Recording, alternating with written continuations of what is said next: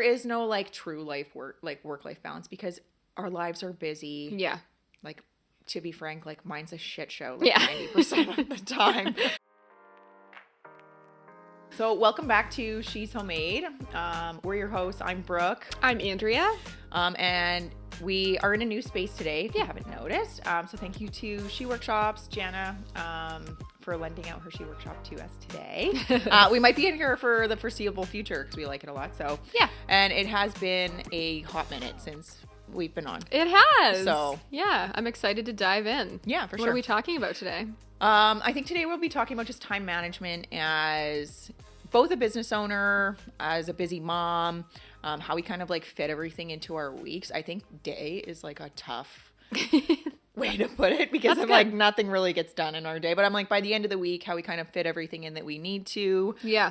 And just the tips that we're kind of doing coming into the new year and kind of so even since we met each other that we're kind of like trying to play off of each other. So yeah, I love that. So I guess basically where we wanted to start was obviously we know that mom life gets busy, work life gets busy. Trying to balance it is near impossible.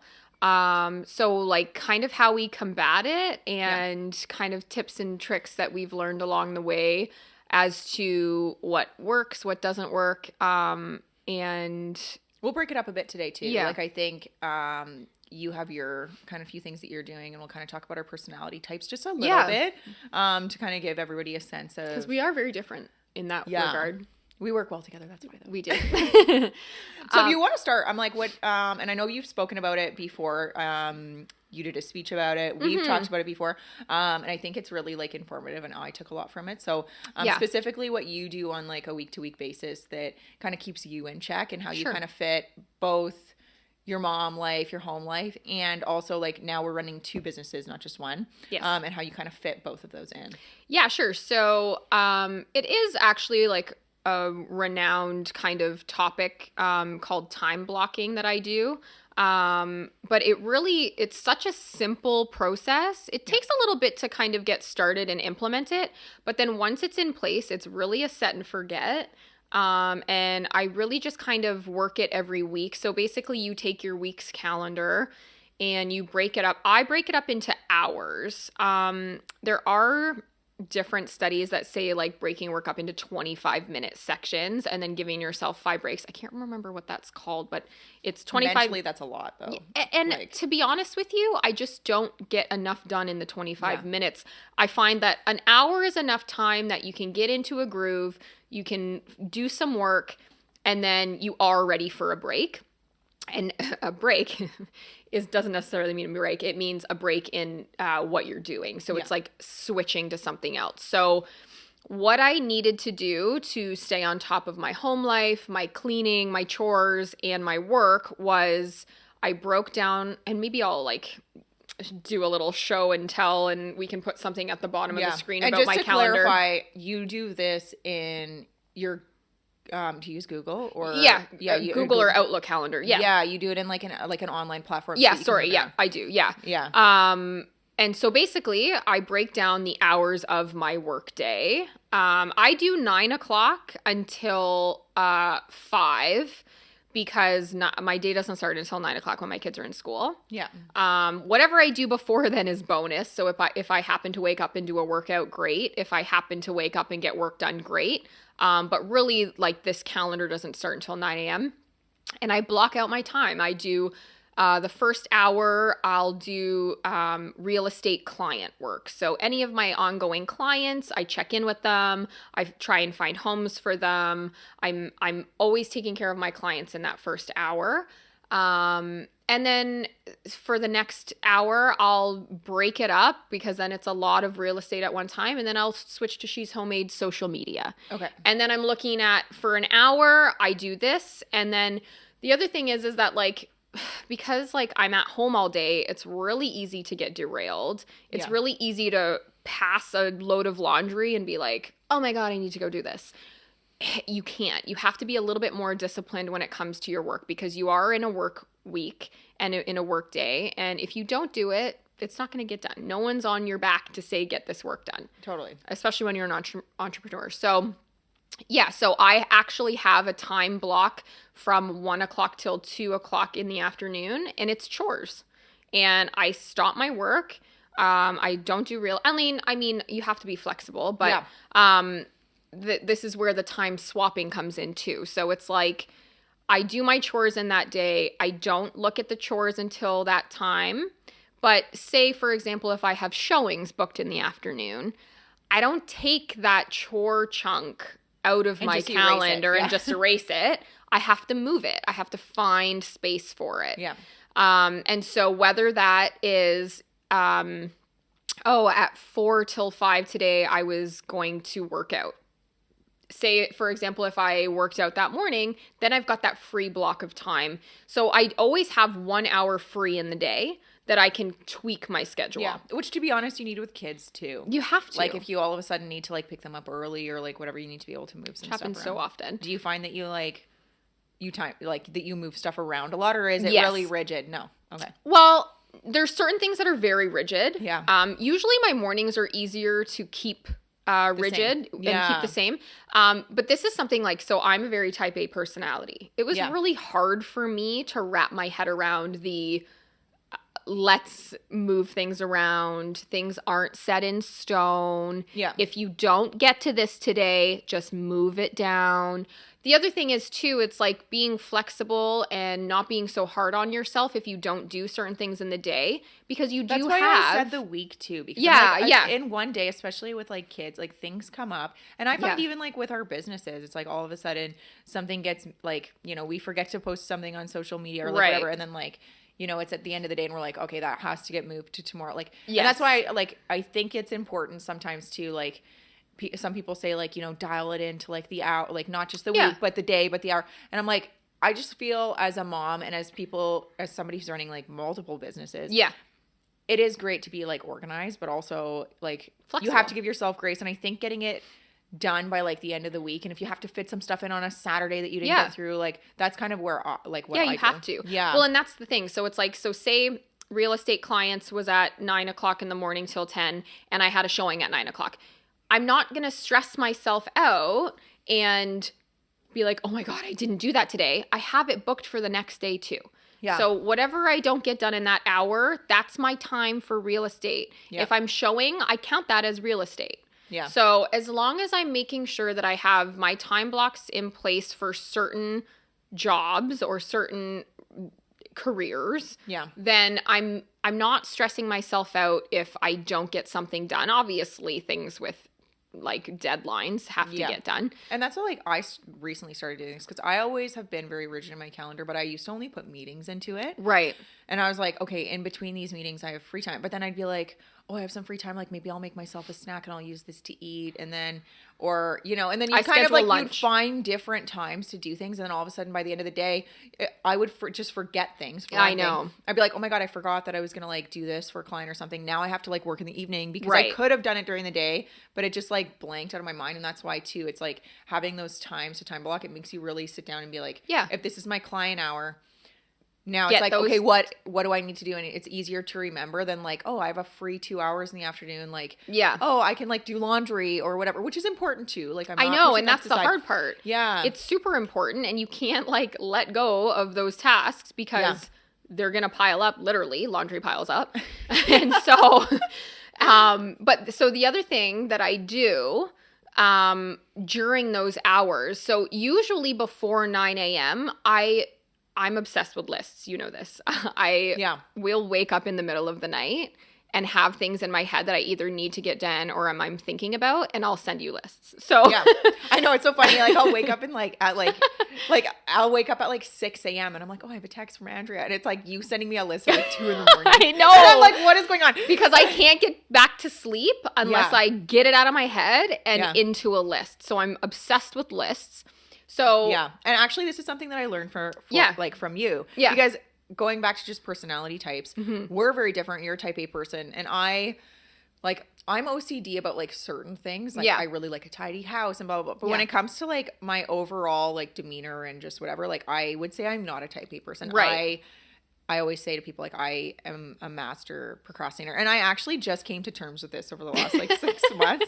Because I think I used to, like, deny it because, and I've said this before, like, when you hear, like, business owner and procrastinator, people are like, oh, that doesn't go. Or, like, she must be a bad businesswoman if she, like, procrastinates. And, like, it's such a bad trait in, like, so many ways. And I'm trying to. Or it's portrayed that way. It's portrayed that way for sure. And I'm like, I'm trying really hard to sort of change that, not necessarily like about my personality, because I do find, you know, it plays off of like I'm a spontaneous person, which kind of goes along with fun, and like, you know what I mean.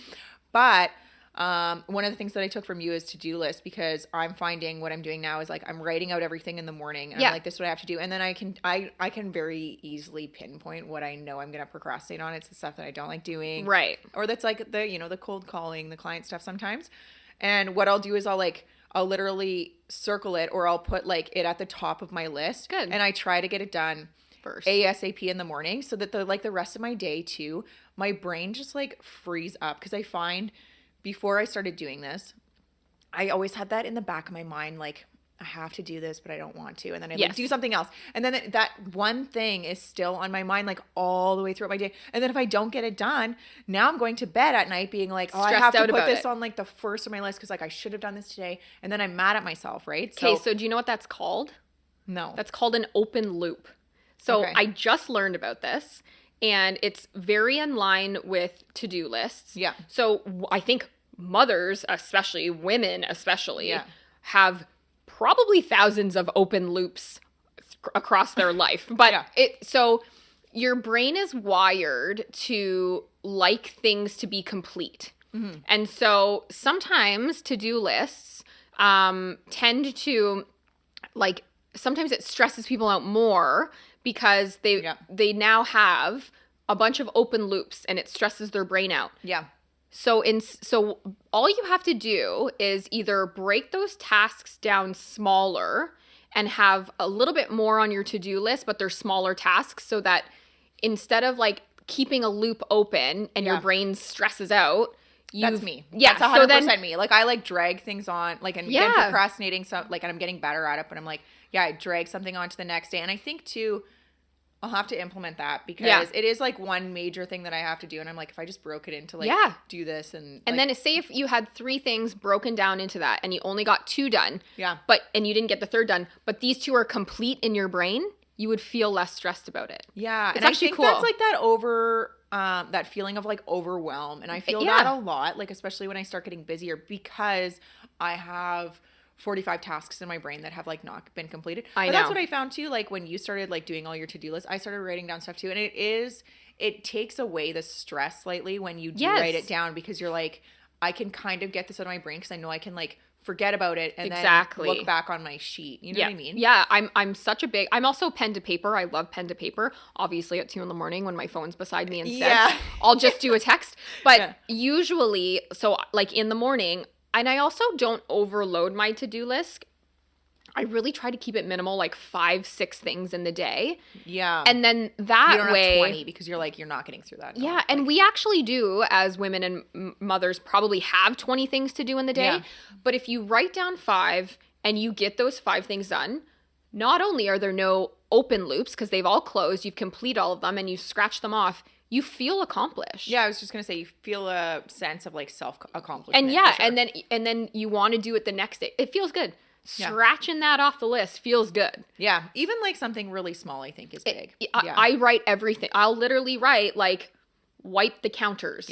Sometimes, and as soon as you write it and you do it, you feel great. Yeah, and I think too, like, I mean, we've talked about this before. Like, time blocking, time swapping, and even like to-do lists just seem like something like so simple that people implement. And it's like the same, like, but it's just, you don't do it. Like, I even found, I'm like, I'm going to do this every day. And then like, I miss a day here, I miss a day there, I get busy. And then I'm like, I know. You know? And it's like, you have to really get into like a routine of doing it. And I think too, it takes a while. Yeah, totally. And I think too, just even, I know a lot of people have talked about it, and I have not done this, but I have heard that it's really good for you to like write out your ideal work week and then try to like fit it into. Because I think when people, like, even when I started doing a little bit more of the time blocking, I was like, oh, this looks nice, I'll put this here, but it's just like not realistic with my life. And then it's like, you're never gonna follow that unless you make it fit to your own schedule too. Exactly. And you have pickups like, and I think a lot of moms are going through this too, and we've talked about it too, like, what does your day look like when you're picking up your kids at 3 p.m. too? Yeah. Because most people work till 5 and then they're off, and it's like you kind of have to time block. You do. For picking up your kids. And then are you working after? Are you not? Is that the time that you're doing your laundry when your kids are at home? You know what I mean? Because I think like trying to curate a schedule for people who are doing the school pickups and stuff is crucial too. Yeah, it's hard. And like if you don't have aftercare, or if you can't afford it, or if you don't want it, fine. Yeah. But then that's the thing. 3 till 4 so I pick up my oldest at 3 because she gets out of school. That's when I start prepping for dinner. Yeah. Do some chores, do some laundry. And then that way I still feel accomplished because I've gotten my work done earlier. And that's something that's like not taking away. Like we don't eat dinner till 5:30 or 6. But if I'm prepping it in that time, who cares? Yeah. And then it's done. People too, like, I think one of the things about being like a successful business owner and also a mom and stuff is we also have to realize too, and this took me a long time because when I was like a first time mom too, I was like, oh, well, I didn't get everything done. But like now, moving from a 9 to 5, I struggled with working in the evenings because I was like, well, my workday's done. And I'm like, well, no, because when you're an entrepreneur and you're a mom, like you take those breaks during the day. And then like, sometimes I do have to go back to work at 7:30 when my kids are in bed. Yeah. But I have come to terms with that over the last couple of years, and being able to like accept that and kind of like enjoy it a little bit more. It's really helped with my like schedule and everything too, because then Taking I'm not the pressure as off. stressed too. If I'm like, oh my God, I didn't get everything done before 3. It's like, okay, well, if I have like one extra thing to do, or like or even if like part of my day is like planning for the next day, I can do that in the evenings now without feeling like, and even just time block half an hour, like 7 till 7:30. Do a little time block of prep for the next day or wrap up from this day. Yeah. Right? Like, and it's so easy. It sounds so simple, but once it's in your calendar and once you're committing to it, it really does make a difference in your days. And you feel a lot more productive. You feel a lot more like you've gotten things accomplished. And I just think it's super helpful. Yeah. And one other thing I want you to touch on, because I know that you spoke about this in your speech too, is making sure that you're scheduling time for yourself too. Because I think if you don't do it, like you've said before, it doesn't happen. So. Yeah. So like in taking on that, so I actually have 2 time blocks that I have set aside in my schedule for yoga. Yeah. I love yoga. Can't rave about it enough. Hate working out. So that's my workout. But I do it on Thursdays at 5:30 till 6:30, and it's in my calendar. Otherwise I won't do it. But I also have... Okay, it's in your calendar.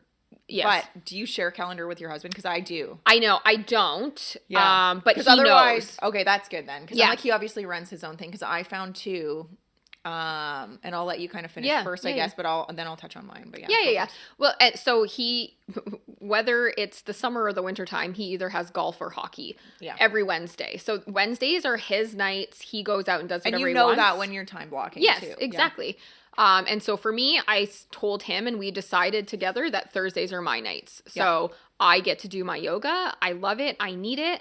And that's something that's in my calendar and it's known. Yeah. And I really don't veer from it. Like it's so important. And every time I do it, I'm like, wow, that felt so good. And it just like reiterates that I need to keep doing it. Yeah. And I find too, like people don't utilize their like Apple calendars and stuff enough. Like, especially with the shared option. Cause I had heard this for years. Like, oh, well, I share, a calendar. And I was like, oh yeah, whatever. And I'm like, we started doing this like 6 months ago. Yeah. Maybe even more, maybe a year now. And we schedule in. So I don't know like what's going on in my husband's workday. I don't need to. Like that would be overload on my brain. Yeah. He doesn't need to know really what's going on in mine. But if we have either something that's happening with the kids during the day. Right. Or we put in like if he has a meeting at like 4 p.m. Right. And our care is off at 5. He puts that meeting in there. So I know that like, okay, he's in Oakville at 4. Like maybe he won't make it back till 5.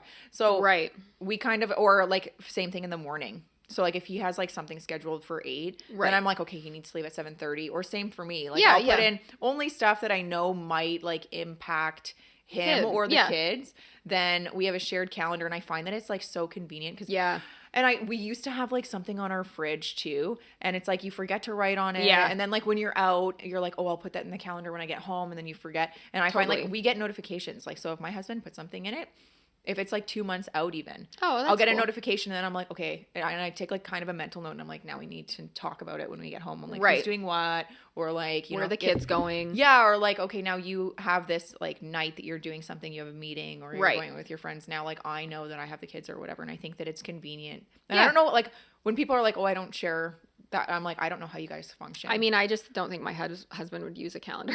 So fair enough. I just don't think he would ever implement it. Mine's even more anal about his than mine. Yeah, that's nice. Like, again, like procrastinator, more like free spirited in our marriage. And I'm like, oh yeah, I just like remember things. He's like, no, you don't. So now I have to like really get more into it. But yeah, for sure. Yeah, the other thing, like I find that it's really important, and it took me leaving and going out into business on my own in real estate to really like dive into what mattered and what was important and how to schedule things. Yeah. And it really started to make me think like, I was feeling really overwhelmed and really stressed because I really wanted my business to go well. And I was really like, it was important to me, but I had a 1-year-old and it was really stressful to me. So I started looking at like the balance of work and life differently. Yeah. Because we've said before, people are like, oh, the work-life balance. And I'm like, there isn't really a work-life balance. There isn't. You can't really, and I always said too, like you can't just like forget about work when you come home. No. The same way that like you don't forget about your kids when you're at work. Exactly. Like I think that they have to bleed into one another a little bit. Yeah. And the balance for me anyway is making sure that like I can work when I'm at home and that I can take off time from work to go home. And I find that that's kind of the balance for me is like managing both. Being an entrepreneur. Yes, and that is definitely a benefit of it.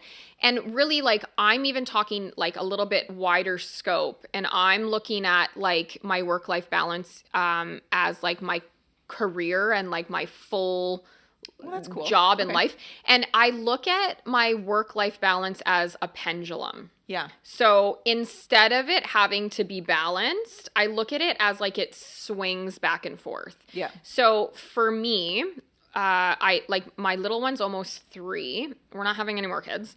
So this is it. Yeah. And so it's like, for me, it's like, well, these years they're never going to be this little again. Yeah. They're never going to be small. Like you need to be present in these times. So for me, like I'm still working every day. I'm still trying my best at my job. But if I happen to be a little bit more geared towards my family life right now, I'm taking the pressure off and saying that that's okay. Yeah. And it's not always, it's not a forever thing. Exactly. Right? So in 2 years, when my last little one goes to school and I have all this free time, who's not to say that I can hyper focus, my pendulum goes back to my job and I say, all right, I'm going to kill it in real estate. And I think it goes the opposite way. Like for people who are in that like season of their life where they're like really focused on work right now and maybe feeling like we all feel guilty here and there that we're not, and I'm like, you know, just because you're in a season where you're maybe in like a growth with your career or whatever, that doesn't mean that like when that's over, you can maybe swing back to family. Exactly. And I think that that's like the joy also of, like I said, owning your own business, because you can kind of push the pendulum either way that you kind of want to. Exactly. You know, and you can kind of pick the seasons of your life that fit towards that. Yeah. And like you it's said, just like a different you want mentality. to spend more time with your little ones too. And that's kind of where I am too. I'm like, I really love... You know, you don't get that time back. And I mean, you don't get your time back with your teenagers either. No. But, I mean, they're more independent. They kind of do their own thing. And when I talk about people sometimes that are in that season, they're either, you know, my kids do their own thing, or sometimes it's the opposite. And they're like, I'm geared more towards family because I'm in hockey or whatever, you know? Yeah, exactly. And that's the thing. I just think you need to, like, it kind of takes the pressure off a mom and a working mom just by realizing and kind of stepping back and saying, like, frick, I'm only 34.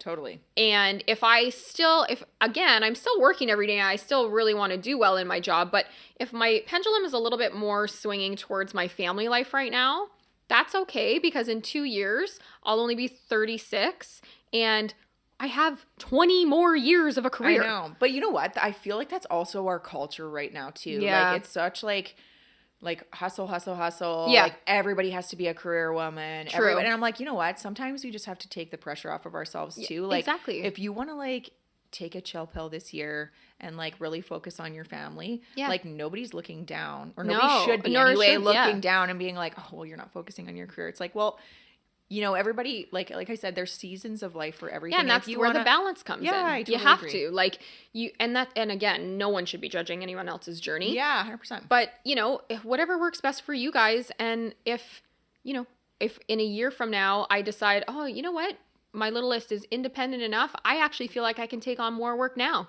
I'll do that. Yeah. But right now, my kids are little, I'm enjoying them, I'm still working, I'm still focused, I still have career goals, but in my brain, I'm taking the pressure off, because in 2 years from now, when they're both in school, I'm gonna rock it. Yeah. That's like totally. Literally, like, I love that mentality. Yeah, like I'm looking forward to that time, and I'm excited to like jump into my career then.